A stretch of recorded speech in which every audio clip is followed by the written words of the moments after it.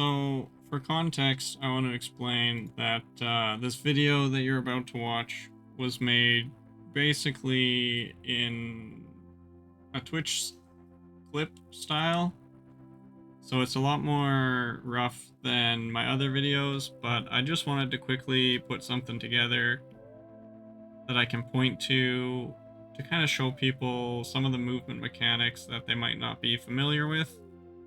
And I'm aware that I'm bad at the game, and in the hands of someone who actually knows how to play and is a good gamer, these things could be potentially used for some interesting things. So I just wanted to show how these things can be used. That's about it. I'm not claiming that I'm good, but I did use them in my lowest combat possible Stonemaw Hill character video. So I figured I'd just explain them a bit more in detail. But yeah.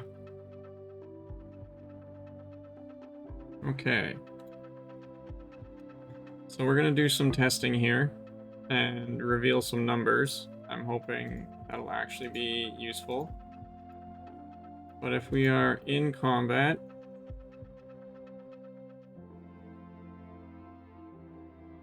okay. Hello?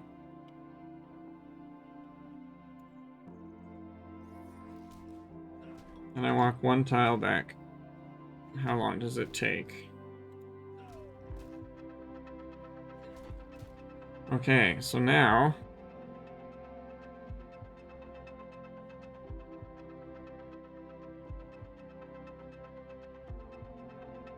so here we'll attack, and you'll notice while we move we're constantly hitting. If I do escape immunity and then move around, my guy no longer swings at the enemy. And you can see that the weapon is not in his hand anymore.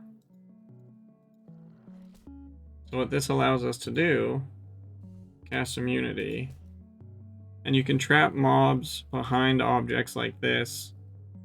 They will try to path around, so you have to stay on your toes and basically stay ahead of them a little bit. But as you can see right here, I'm in combat. My weapon's sheathed. It takes some practice, but now I can avoid combat damage. So it's like you have to wait till they actually switch movement or in the other tile. Yeah. So once they move one tile, you can click and avoid all the combat damage. Oh, see, that was too quick. Seems like it's better to err on the side of too slow than too soon. But we're just dancing here with this ghoul. So let's move on to another mob then.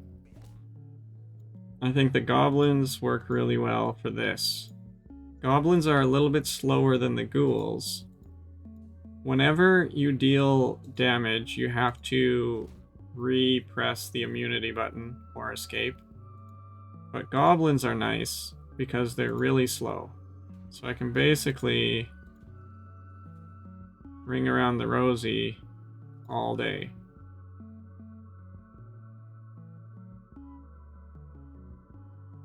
And you can see that he's basically trapped on the other side. Yeah, there we go. So now he's trapped. I can walk back and forth, never leaving combat, and he will never get to me. Unless I mess up like that. But then I just keep going around until he gets stuck again. Here we go. So now he moves to the right, I move to the left. He moves to the left, I move to the right. Or whatever. Now they will try to unstick themselves automatically eventually. But you can find a couple tiles to alternate between to keep them on the other side. Not always, but the goblins are a good example. Yeah, so here, okay, there we go. We can keep him pinned in there just by alternating between these two tiles here. As soon as he goes to step out, you move to the other tile.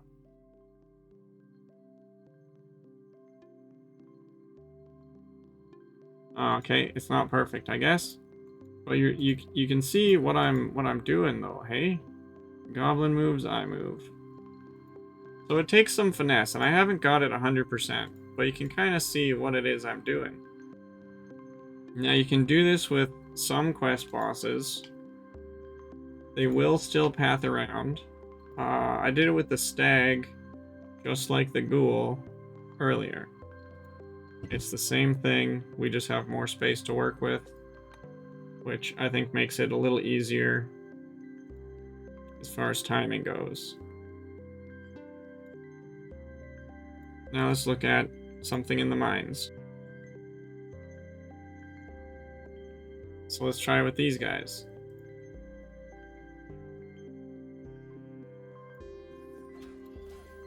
Tap the immunity.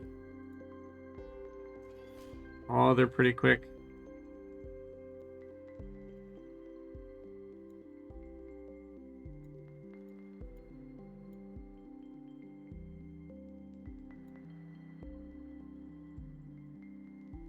Okay, so these ones, it looks like you have to keep in motion. We can't pin them behind this rock. Let's see if we can pin them behind this one. Oh, you can walk over that. Can he walk over that? He can. Okay, so that doesn't work. Let's maybe try the bridges. See if we can't do anything funky with those.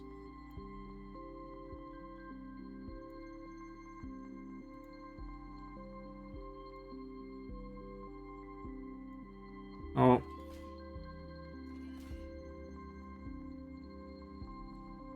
Hey, there we go.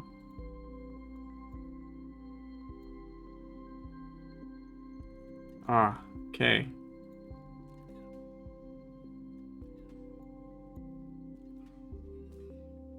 So let's actually do that, get him to attack. Because the attack, he doesn't move when he attacks, right?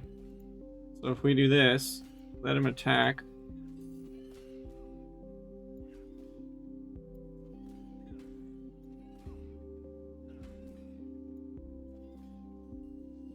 You need to find ways to increase the gap. But what if we switch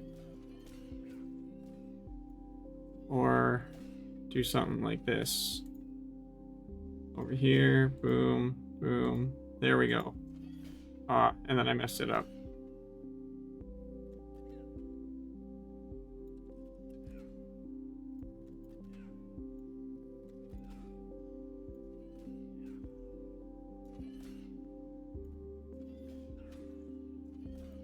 There we go. So we pushed him back. You see that? How we walked into him to push him back?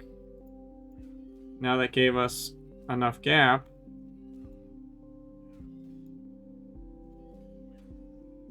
These guys might just be too quick. I don't know. Oh, maybe not. Here we go. There we go. See, and now we got him trapped. Forever in perpetuity. And I'm already back at full health. And now we can just play. Oh, rip. Oh, here we go. Now we can do it on this side of the bridge.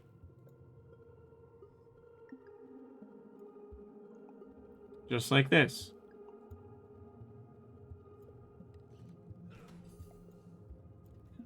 Sneak in a little range attack. So now, with this, what happens if from here I go back here?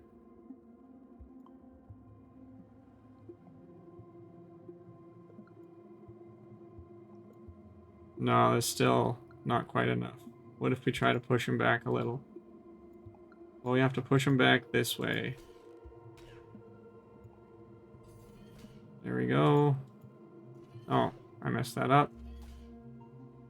Maybe, actually. Yeah, there we go. Almost.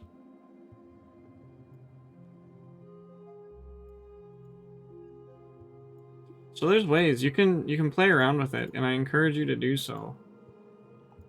This is basically the best way to be able to fight mobs that are over your level. Let's try it with something that's actually over my level.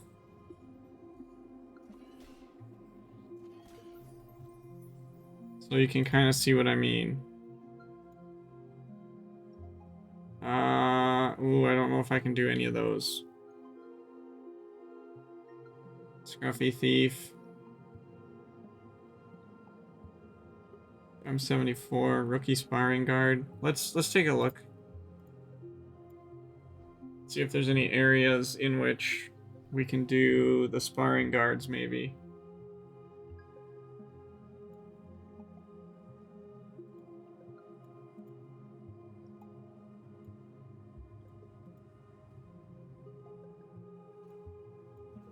Let's see here. Is there anything? Okay, so this is one that is going to be really difficult to do. Let's see. I'm level 74 combat. I'm going to try to kill this level 80 sparring guard. Using the techniques I showed you. As you can see, I've never done it before. I don't think I've attempted it before, but we'll give her a go. It's going to be tough because there's nothing to get them stuck behind. So you will come into occasional mobs that don't have anything to get stuck behind. So that does make things more challenging. But what we'll do is we will run around in that case. So let's do that. Let's try real combat scenario here. They're doing more damage to me than I am to them. So let's see if I can do it without drinking a potion. Okay, we're about half. I want to regen some HP here. So you can see they're not able to hit me. They will occasionally, like when I loop back this way, I'll get hit. But if I can, when I loop back this way, I'll get hit.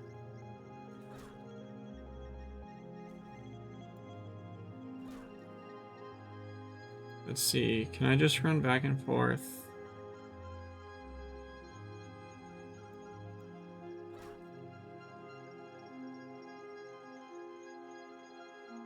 Okay, well, let's drink my potion. And then I'll show you the method like this for the cooldown. So now I can run around a bit here.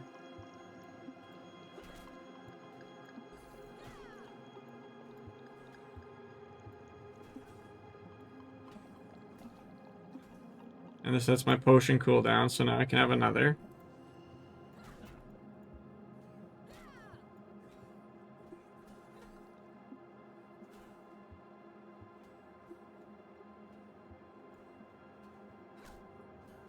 Only get one hit. Drink from a potion again. Now, yeah, let's keep doing this actually for a little bit. Oh, my weapon is out, so I have to resheath it. Potion is cooled down, so I'll drink it here. Sheath the weapon and start moving again.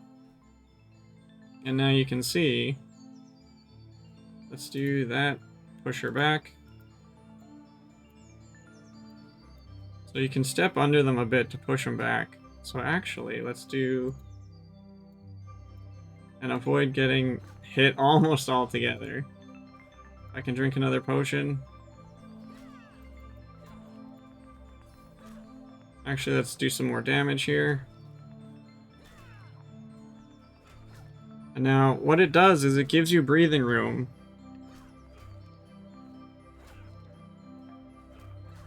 For the potion to cool down. There we go. Now let's see, and you can see, like, look at my gear. It's nothing crazy. Sure, I got epic boots, but they're epic 39 boots, and I'm level 47, right? My gear, I didn't even use my bow in that fight, right? So now let's take a look to further prove the point. at the Scruffy Thieves. That one's going to be really tough because the room is really small and I have no idea how fast they move. But you can see the Scruffy Thieves are the highest level thing that's unlocked for me to kill.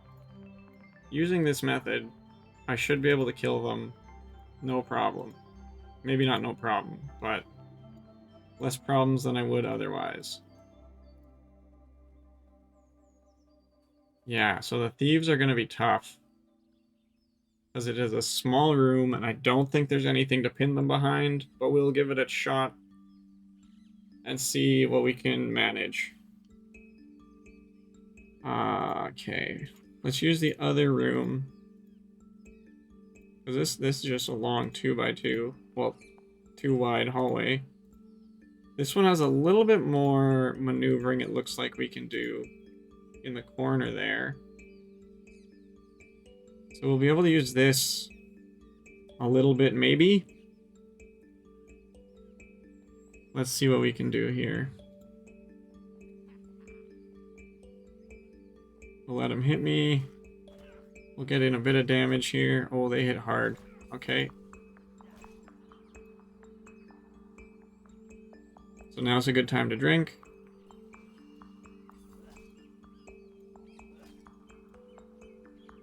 Can we trap him on the corner? No. But let's get a couple more hits in.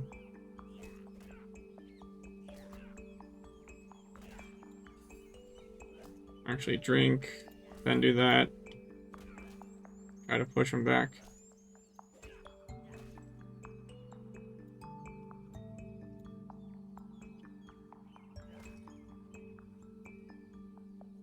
Now I can drink again.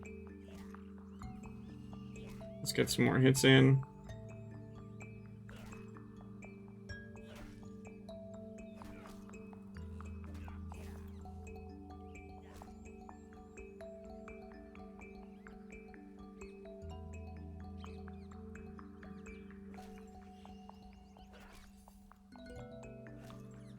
I don't think I'm gonna have enough potions to do this.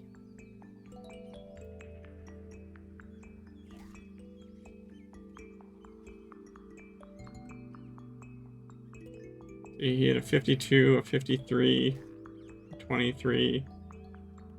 Is gonna heal me more than that?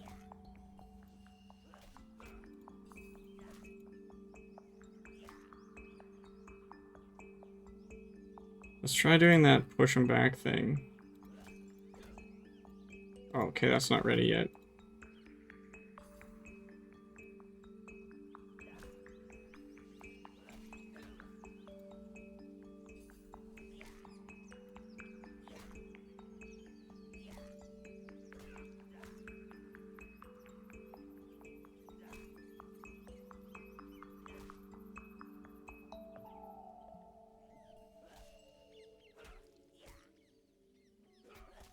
Okay, yeah, the thieves are really hard just because of the limited space. Oh, let's make sure we do this properly.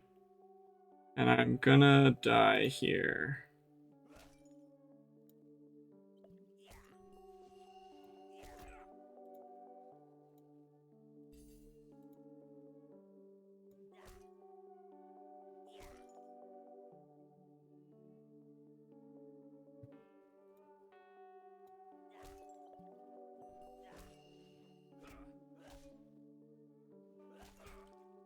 I just wanted to get a couple hits in there.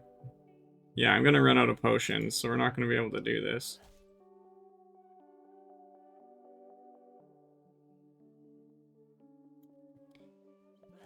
But even in this narrow area, it really helps out a lot.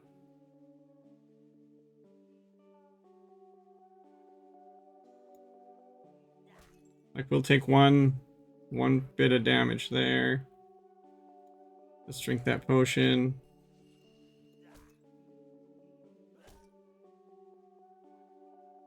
Now that we're out of potions, let's just drink this.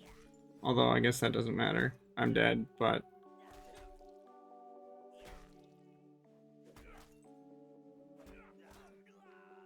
I got him down pretty close.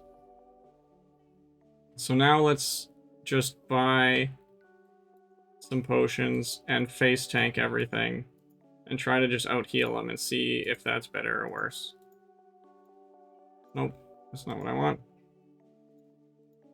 Because I guarantee you it will be worse. That was, oh, what did I have? 25%? Do I have any of those right now? 25, yeah, okay. Yeah, let's take out 20.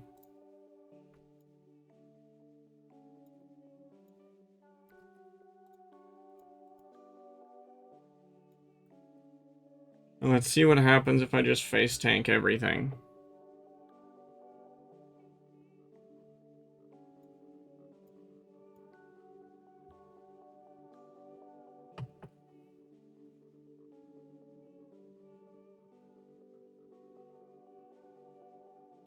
So in that fight, I was only using my fist, my hammer fist.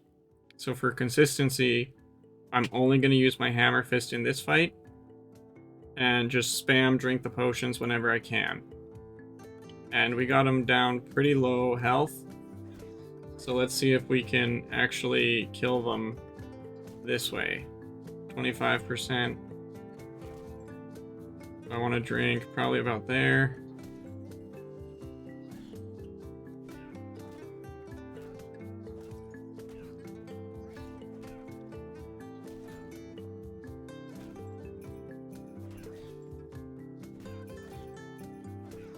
Drink again as soon as the cooldown's done.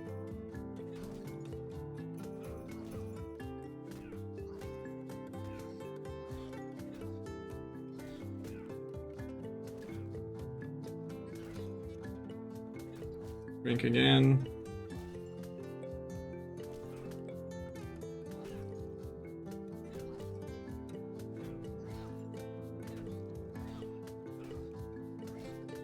And as you can see, I mean, it was still pretty close.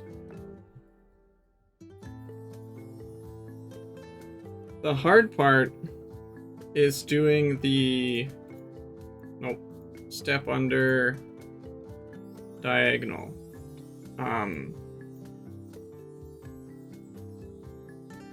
So what we can do,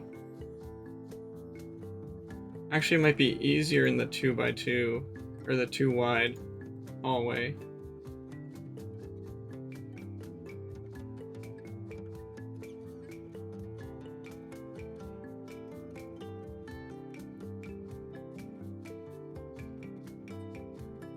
Because now,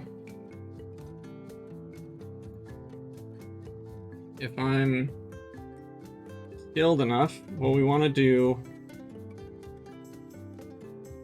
is change your controls. So let's see, I'll set my walk to middle click. So now what I can do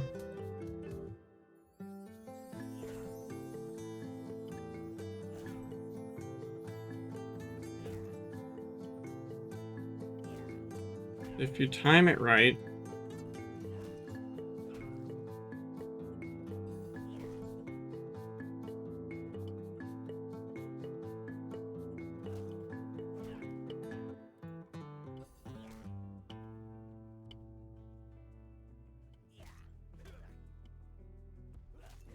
oh, hang on.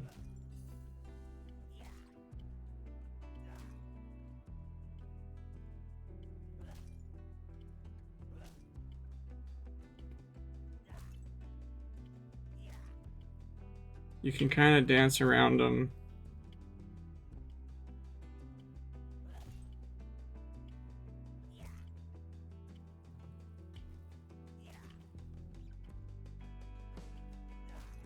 That way. Right, so that's another way. You can do walk under. It's a lot harder, I find. But it is another thing you can possibly do. The key part for the walk under mechanic is you want the walk to mouse control different than the Q first action. or do first action. Right? Because my Q first action is set to left click. Earlier, my walk to was also set to left click, and I was not able to click on the same tile that the mob was on because it was doing the Q first action. So if you change the walk to any button that is not, I guess, any of these three, you basically wanted its own unique button. And then you can walk under a lot easier, and it allows for a lot more stuff that you can do. Escape combat, cast immunity. Yeah, escape key is also, if you don't want to click on the immunity button, you can press escape. And that's basically all I've figured out so far. I could show you more examples of more mobs in more chunks, but that seems a little redundant at this point. So I'm gonna leave it there and leave it to your experimentation. Leave a comment below if you came up with any other ways to improve on this. I would like to make this guide better, but it was just a quick thing that I thought of that a lot of people don't know about with the way the combat movement works, and I figured I'd share. If you like the video, like it. Always looking for more subscribers. And yeah, comment if you find any other unique tips and tricks about combat movement and how you can sort of cheese stuff. Oh, also join me over on Twitch. I stream 6 days a week at twitch.tv/Pronus. Link will be in the description. Thanks again. Peace.